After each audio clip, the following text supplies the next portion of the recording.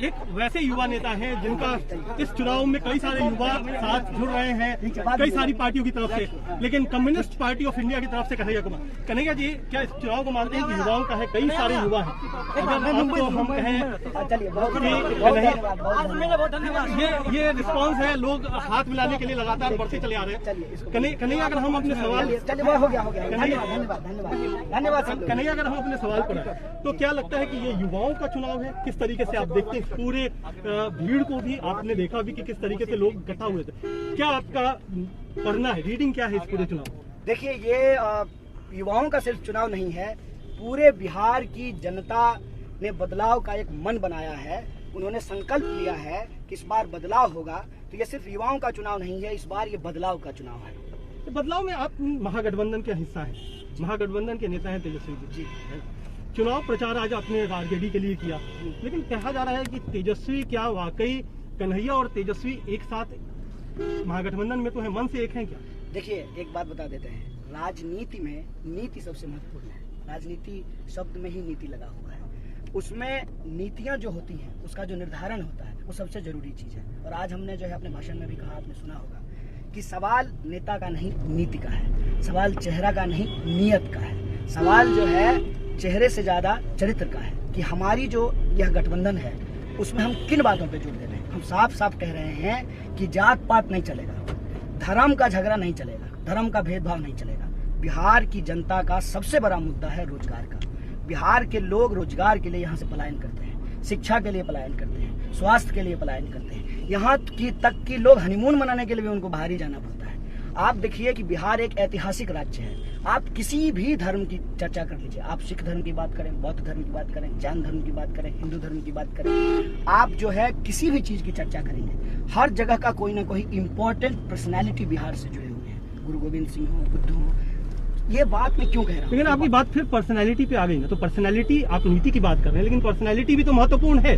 तेजस्वी आपका चेहरा है, आपने खुद माना है महागठबंधन बनाते वक्त, तो आप क्यों बच रहे हैं कि चेहरा नहीं नीति ज्यादा जरूरी? नहीं, हम बच नहीं रहे हैं, हम आपको रास्ते पे लाने की कोशिश कर रहे हैं। हमारे देश में सूचना तंत्र जो है उसकी गाड़ी जो है पटरी से उतर गई है। हम उस डिरेल ट्रेन को ट्रैक पे लाने की कोशिश कर रहे हैं कि राजनीति मुद्दों की होगी, नीतियों की होगी।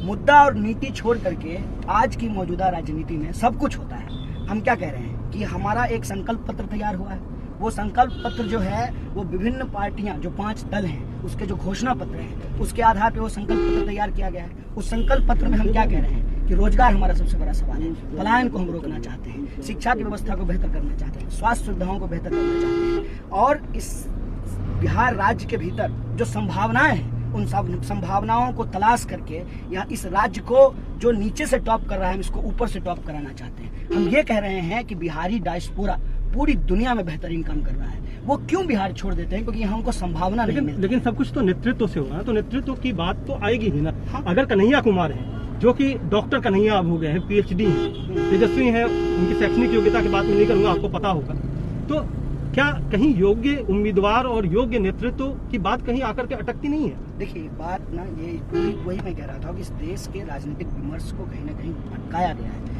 एक कहावत कही जाती है ना बिहार में, आप भी बिहार से, कि अकेला चना भाड़ नहीं फोड़ता है। आपको जो है एक समूह की जरूरत होती है। आप कोई भी चीज देख लीजिए, आप कबड्डी देख लीजिए, क्रिकेट देख लीजिए, आपको एक टीम की जरूरत होती है। कैप्टन होगा, लेकिन कैप्टन अकेले बैट्समैन नहीं होगा ना, उसके साथ बाकी लोग भी बैटिंग करेंगे, कुछ बॉलिंग करेंगे, फील्डिंग करेंगे, सब लोग कीपिंग करेंगे, तब तो जो है कोई टीम वर्क। तो आप क्या बॉलिंग करेंगे, तेज बॉल डालेंगे? क्योंकि आज तो बड़ा तेज बॉल डाल रहे हैं मंच से। हमको जो जिम्मेवारी मिलेगी मैं वो करूंगा। मुझे कई साथियों ने कहा कि आप चुनाव क्यों नहीं लड़ रहे? हमने कहा कि मैं एक पार्टी का कार्य करता हूँ। पार्टी हमको बोलेगी दरी बिछाने के लिए हम दरी बिछाएंगे, पार्टी हमको बोलेगी जाओ बेगूसराय में काम करो तो हम बेगूसराय में आके काम करेंगे, पार्टी हमको कहेगी कि जाओ बक्सर में काम करो तो बक्सर में जाकर के काम करेंगे, पार्टी कहेगी माइक लगाने के लिए तो माइक लगाएंगे, पार्टी कहेगी उसी माइक पर खड़ा होकर के भाषण देने के लिए तो भाषण देंगे। ये जो व्यक्तिवादिता है उससे बाहर आकर के समूह की शक्ति को हमको पहचानना पड़ेगा। समाज भी एक ऑर्गेनाइजेशन है, पार्टी भी एक ऑर्गेनाइजेशन होता है, और बिना ऑर्गेनाइजेशन का कोई बदलाव तो नहीं हो सकता है। टीम वर्क की जरूरत है।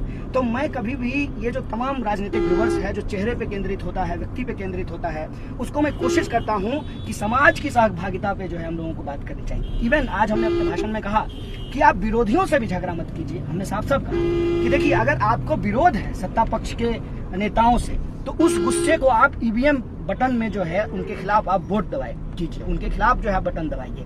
आप जो है इस तरह की जो भावनात्मक चीजें होती हैं, समाज को जो डिवाइड करने वाली बात होती है, उससे हमको बचना पड़ेगा। अच्छा, आपने बात की कि चलिए आइडियोलॉजी महत्वपूर्ण है, तो आइडियोलॉजिकली तो आपने चुनाव लड़ा भी, तो आपने कहा पार्टी लड़ाई, आपने लड़ा भी, लोकसभा चुनाव भी लड़ा। उस चुनाव में आरजेडी के उम्मीदवार की वजह से ऐसा माना जाता है कि कन्हैया कुमार हारे, तो कहीं ये मन में नहीं है, कचोटता कभी नहीं है क्या कि अगर आइडियोलॉजिकली आप साथ होते तो कहीं ना कहीं वो साथ होते तो आप कहीं ना कहीं जीतते? अभी देखिए, ये निर्णय जो है उस वक्त वो जो महागठबंधन था ये उसका निर्णय था, ठीक है, लेकिन अभी जो महागठबंधन है उसमें हम सब लोग साथ हैं। मैं कहता हूं कि व्यक्तिगत ईगो है और व्यक्तिगत स्वाभिमान से बड़ा होता है समाज की जो जरूरतें होती हैं, जो समूह की ताकत होती है, जो समूह की जरूरतें होती हैं। तो मैं इसीलिए इस पूरे विमर्श से अपने आप को अलग करता हूं कि उस समय हम चुनाव लड़ रहे थे, महागठबंधन नहीं हुआ। अभी मैं जिनके लिए चुनाव प्रचार करने के लिए आया हूं, मैं जब उनसे मिलने के लिए गया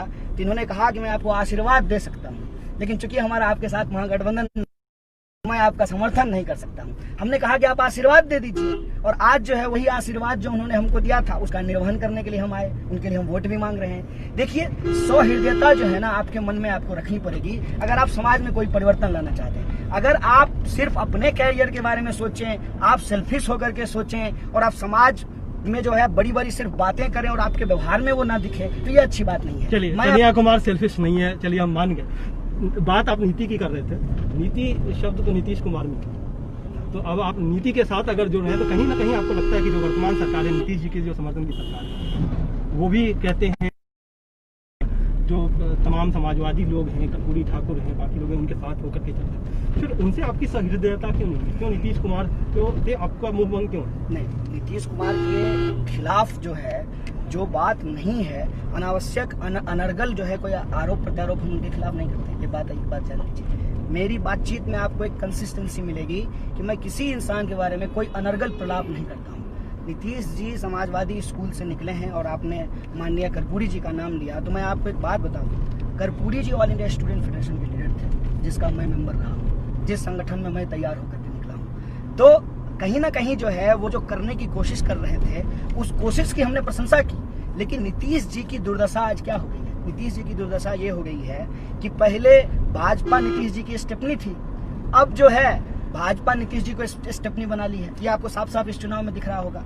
और नीतीश जी पे हम हमला क्यों नहीं करते हैं? इसलिए नहीं करते हैं कि उनपे तो उनका साथी ही हमला कर रहा है, साथ में खड़ा होकर के उनके पीठ में छुरा भोंक रहा है। तो बताइए उनके ऊपर हमला क्या? किसका नाम आप ले रहे हैं? भाजपा का नाम ले रहे हैं, साफ साफ नाम ले रहे हैं। आप मुझे लगा कि कहीं चिराग पासवान का तो नाम नहीं, वो भी आपकी जैसे युवा। मैं भाजपा को इसके लिए सीधे तौर पर जिम्मेवार ठहराता हूं, और इसलिए जिम्मेवार ठहराता हूं कि भाजपा के सह के बिना ये हो ही नहीं सकता है कि कोई पार्टी दिल्ली में एनडीए का पार्ट रहेगी और बिहार में एनडीए का पार्ट नहीं रहेगी, ऐसा हो ही नहीं सकता। तो चिराग पासवान के बारे में क्या कहते हैं? वो क्या शतरंज के बिसात पर एक मोहरे की तरह इस्तेमाल हो? क्या आपको लगता है? क्योंकि चिराग पासवान भी युवा है, तेजस्वी युवा है, आप भी युवा है, तो युवाओं के हाथ में बिहार की बागडोर है। तो चिराग के बारे में आपकी क्या राय? मैं किसी भी व्यक्ति को डिग्रेड नहीं करता हूँ, ये बात जान लीजिए। वो युवा है और उनके अंदर प्रतिभा है, वो अपनी प्रतिभा का इस्तेमाल करना चाहते हैं और ये उनका हक है, उनका अधिकार है कि अगर वो चुनाव लड़ना चाहते हैं लड़ें, उनकी पार्टी चुनाव लड़ना चाहते हैं लड़ें। मैं कभी भी इस तरह की चीज़ों का इस्तेमाल नहीं, मैं किसी को वोट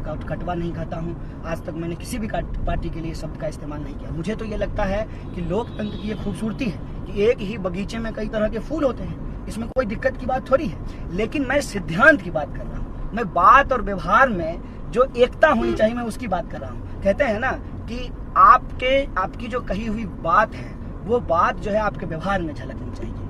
ऐसा तो नहीं हम बोलें कुछ और करें कुछ और। तो चिराग जी जब एनडीए का हिस्सा हैं और वो कह रहे हैं कि वो दिल्ली में एनडीए के साथ रहेंगे, तो भाई दिल्ली से बिहार पहुंचते पहुंचते ऐसा क्या हो गया कि साथ नहीं रह रहे? मैं उस सिद्धांत पे प्रश्न चिन्ह खड़ा कर रहा हूँ, उनकी क्षमता पे सवाल नहीं। मैं मोहरे की बात किया था, तो वो मोहरे के तौर पे इस्तेमाल हो रहे नहीं हो। मैं किसी को भी मोहरा और वोट कटवा और डिग्रेड करने वाली किसी भी भाषा का इस्तेमाल नहीं। चलिए, आपका सुना था कि आप चुनाव प्रचार में ये भी कह रहे हैं कि हम बीजेपी ज्वाइन कर लेंगे, कुछ विशेष वजह है क्या? ऐसा है क्या कि कन्हैया कुमार एक खास वजह की से बीजेपी ज्वाइन करने जा रहे हैं? देखिए, देश की सारी जनता जब भाजपा ज्वाइन कर लेगी ना, सारी जनता, तब भी मैं आखिरी व्यक्ति हूँ, क्योंकि मैंने बार बार कहा कि ये विचारधारात्मक संघर्ष है। हम दोनों जो है दो छोर पे खड़े हैं, दो ध्रुव पे खड़े हैं, तो एक होने का प्रश्न तो है नहीं। लेकिन कई बार क्या होता है कि आप लोग हेडलाइन बनाते हैं, हमने तंज किया था कि भाजपा एक वॉशिंग मशीन है, इधर से जो है भ्रष्टाचारी डालिए, उधर से सदाचारी बन करके निकलता है, तमाम तरह के जो है ये आरोप प्रत्यारोप अपने विरोधियों पे लगाते रहते हैं। जो ही वो जा करके आशीर्वाद ले लेता है अमित शाह जी से भाजपा के ऑफिस में, वो पवित्र हो जाता है। तो उसी पे जो है हमने ये तंज किया था। आप पे भाजपा जो आरोप लगाती है देशद्रोही होने है ना, आपको जेल में भी रखा गया, तमाम चीजें हुई, और कई बार लोग कहते हैं कि कन्हैया का जितना सदुपयोग हो सकता था चुनाव प्रचार में नहीं किया जा रहा है, क्योंकि कहीं लगता है कि नुकसान ना हो जाए, कहीं वो भाजपा देशद्रोही कार्ड फिर ना खेल दे। क्या आपको ये लगता है कि कहीं ना कहीं आपको अंडर इस्तेमाल किया जा रहा है? आपकी जितनी अभी हमने रैली में भीड़ भी देखी है, ज्यादा बड़े स्टार प्रचारक हो सकते थे। देखिए एक बात, कालिदास जी ने लिखा है कि बेमौसम का फूल अच्छा नहीं लगता है। हम मुख्य तौर पे जो है आंदोलन करने वाले व्यक्ति हैं। हम जो है ये चुनाव का सीजन है, तो हम सीजन वाला सब्जी नहीं है। लालू जी एक बात बड़ा अच्छा कहते थे, पॉकेट में जो है ना दो जो है सब्जी रखते थे, एक आलू है, एक परवल। परवल निकाल के कहते थे कि कौन चीज़ है, लोग कहता था परवल, कि सीजन पे मिलता है, लोग कहता था हाँ ये क्या है, आलू 12 मास मिलता है। तो हम सीजन के आदमी नहीं है। तो ये जो सीजन के फूल हैं जो स्टार प्रचारक बनते हैं वो सब बने। आलू आजकल परवल से महंगा, पता है कि नहीं? मुझे पता है। तो मतलब आज आपका जो वैल्यू है वो लगता है कि कहीं तेजस्वी जी से ज्यादा तो नहीं हो गया? आपने उपयोगिता की बात की थी, उपयोगी ज्यादा सोना है कि नमक? नमक है ना, नमक सस्ता होता है। महंगा सस्ता होने से किसी की उपयोगिता थोड़ी तय होगी। उपयोगिता पे आपने बात की तो मैंने उपयोगिता पे आपको जवाब दिया कि देखिए हमारी उपयोगिता, हमसे बेहतर जो लोग हैं जिनके पास ज़्यादा अनुभव है और वो जो समझते हैं वो कर रहे हैं, और हमारी जितनी क्षमता है उसको हम करने का प्रयास कर रहे हैं। वैसे भी हम अपने संसाधनों से, बताइए स्कॉर्पियो से पूरा बिहार नाप सकते हैं? कैसे नापेंगे बताइए? इतना बड़ा राज्य है। तो क्या नाम है? बस बेगूसराय में आप अपनी जिम्मेदारी जहाँ जहाँ बेगूसराय के आसपास जिन जिन जिलों में मुझे जाने के लिए पार्टी जहाँ कहेगी वहाँ चले जाएंगे। उसमें बार बार कह रहा हूँ, ये हमारे बारे में अगर किसी को भी कोई और राय हो तो वो रखें, उनकी स्वतंत्रता है, लेकिन मैं पार्टी का एक अनुशासित कार्यकर्ता हूँ। जो जिम्मेवारी मिलेगी मैं उसको। लेकिन कहीं लग नहीं रहा है क्या कि कन्हैया को बेगूसराय में बांध देना एक ज्यादा अच्छा विकल्प होता है कि पूरे बिहार में कन्हैया जाते और लोगों से जाकर के संवाद करते? देखिए मेरा ये कहना है कि ये बहस जो खड़ा किया जा रहा है ना वो अनावश्यक है। पूछिए क्यों? कि ये तुलना ही नहीं हो सकती है आपस में। ये तुलना इसलिए नहीं हो सकती है कि देखिए जिस व्यक्ति के साथ मेरी तुलना करने की कोशिश की जाती है, तेजस्वी जी के साथ, हम में और उनमें तुलना इसलिए नहीं हो सकती है कि वो बहुत बड़े आदमी हैं। ये बात हम लोगों को समझना चाहिए। वो एक ऐसी पार्टी के मेंबर हैं, ऐसी पार्टी के नेता हैं जिस पार्टी के पास 80 विधायक हैं। हम वैसी पार्टी का मेंबर हैं, वैसी पार्टी का नेता है जिसका एक भी विधायक नहीं है। वो नेता प्रतिपक्ष हैं, चुने हुए। हम क्या हैं? हम तो मुखिया भी नहीं है। तो ये अननेसेसरी जो है तुलना की जाती है। उनके माँ बाप मुख्यमंत्री रहे हैं, मेरी माँ आंगनबाड़ी में काम करती है। ये कोई तुलना ही नहीं है। लड़ाई तो कन्हैया ने उसी से लड़ी है ना, क्योंकि कोई मुख्यमंत्री का बेटा मुख्यमंत्री ना बने, कोई भी बन सकता है। नहीं, वो बन सकते हैं। लड़ाई आप नीति की बात करते हैं, इसीलिए मैं अभी बात कर रहा हूँ। नीतिगत तो यही होता है ना कि कोई भी बन सकता है, प्रजातंत्र है। तो बहुमत से ही बनेगा ना, बहुमत से ही बनेगा ना। लेकिन नेता तो बनाना पड़ेगा ना, मौका तो देना पड़ेगा ना। सीमित करने से तो नेता नहीं बनेगा। तो जनता बनाएगी ना। सीमित कहाँ होता है? आज के डेट में डिजिटल वर्ल्ड में कोई कहीं सीमित होता है क्या? कहाँ का न्यूज कहाँ पहुँच जाता है, कहाँ का वीडियो कहाँ चला जाता है। आज वो सारी सीमाएं टूट चुकी हैं। आज नेशन स्टेट जो है अपनी बाउंड्री को लेकर के क्राइसिस में है। घटना पेरिस में होती है, प्रतिक्रिया भारत में होती है। बताइए होती है कि नहीं होती है? तो ये क्यों संभव हुआ? उसको विज्ञान ने संभव किया है। तो विज्ञान बहुत सारी रूढ़िवादी चीजों को तोड़ता है। हम बार बार यही कहते हैं, हम लोगों को आगे देखना चाहिए, आगे बढ़ना चाहिए, पुरानी चीजों में नहीं फंसना चाहिए और ईमानदारी रखनी चाहिए, राजनीतिक शुचिता रखनी चाहिए और अपना जो लक्ष्य है उस पर ध्यान केंद्रित करके लगातार ईमानदारी से मेहनत करनी चाहिए। और हमारा लक्ष्य ये है कि बिहार में बदलाव हो और बिहार का जो डायस्पोरा है, मैं बार बार कह रहा हूँ, उसको बिहार आकर के काम करने का मौका मिले। बिहार की तस्वीर बदल सकती है। हमारे यहाँ के लोग यूपीएससी कंप्लीट करते हैं और अलग अलग डिपार्टमेंट में जाकर के पॉलिसी मेकिंग करते हैं। बिहार आकर के काम नहीं कर सकते। चलिए आप मीडिया में जाकर के, मैं ये बिल्कुल आपसे सहमत हूँ। आखिरी सवाल, तो 10 तारीख को क्या तेजस्वी को मुख्यमंत्री बनाएंगे और मंच पे जाएंगे कि नहीं जाएंगे अगर मुख्यमंत्री बनते हैं? देखिए जनता मालिक है।